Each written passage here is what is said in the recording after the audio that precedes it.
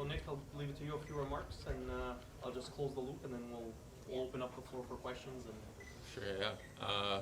Thanks everyone for coming.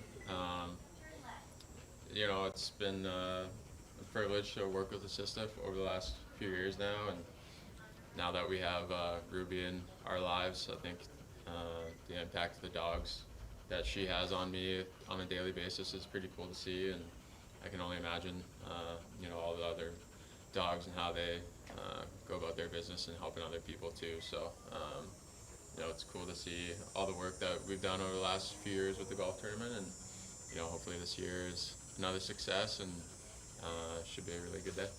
yeah, and again, I mean, the goal of the foundation is obviously our double mission to save dogs from shelters and train them to be service dogs for people with a mental health need. And hopefully this year, like Nick said, is going to be another great success for us. We're counting over, we have over 120 golfers with us today, so it's going to be on the menu. We have good weather, we have good everything, and yeah, that's pretty much it. So if any of you will open the floor for questions, we'll be more than happy to answer those. Yeah, well, Nick was just talking about Ruby. Is it like having a regular dog? Do you have specific things to do with her to train her, every day to be able to do her job? Yeah, she is a regular dog, but she's also we have to be pretty strict with the training. We've learned a lot. My wife has done a lot of work with other trainers and other service dogs to learn about it, and she's been a pleasure to adopt and work with, and see the growth that she's done over the last few months has been pretty cool with our training. What kind of training do you have to give her? So it takes about 2,000 to 2,005 hours of training. So everything from public access. So like Nick said, I mean, we've gone through grocery stores, cafes. We've gone through cafes, and it's really learning the good doggy manners before becoming a service dog. And what a service dog does in its role, and what Ruby's going to be doing in her role, is to be supporting an establishment with a mental health need. So we're talking with a kid in crisis, how to go about that. We're talking about how to detect. So we teach our handlers like Nick and Caitlin how to read our dogs and how to pick up on those nonverbal cues. But we also teach the dogs after how to read people.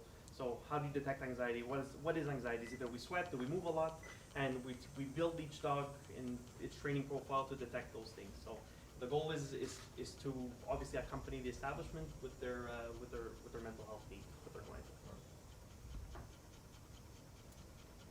How's it gonna feel to let her go? Huh? How's it gonna feel to let her go? I guess she's grown attached to her, so.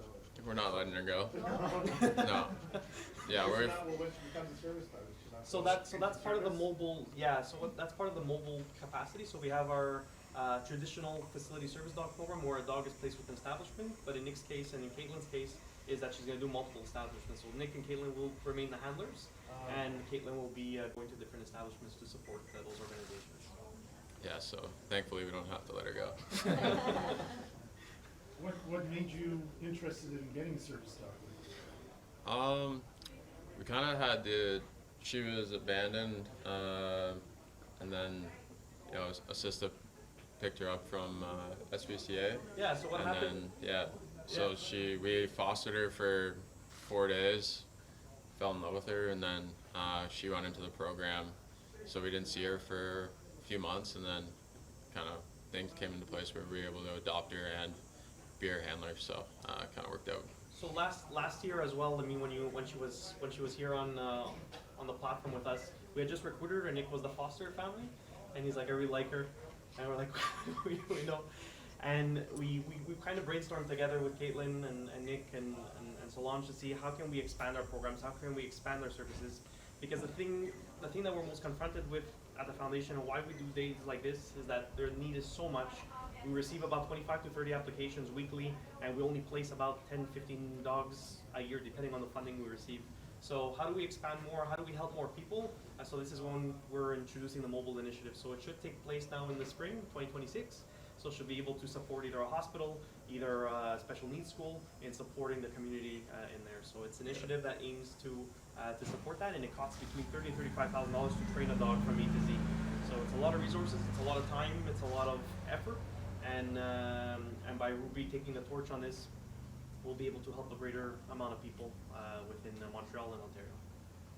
How big of a difference has it made to have Nick as a face for the foundation in terms of visibility?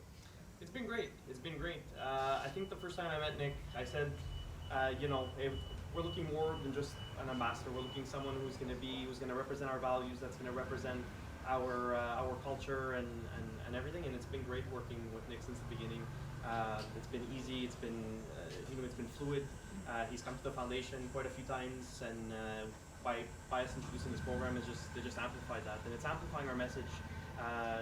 Nick's obviously the captain of the Montreal Canadiens. It helps for sure. But for us, it's more than that. It's Nick as a person. It's Nick and Caitlin helping us in the community and making a difference.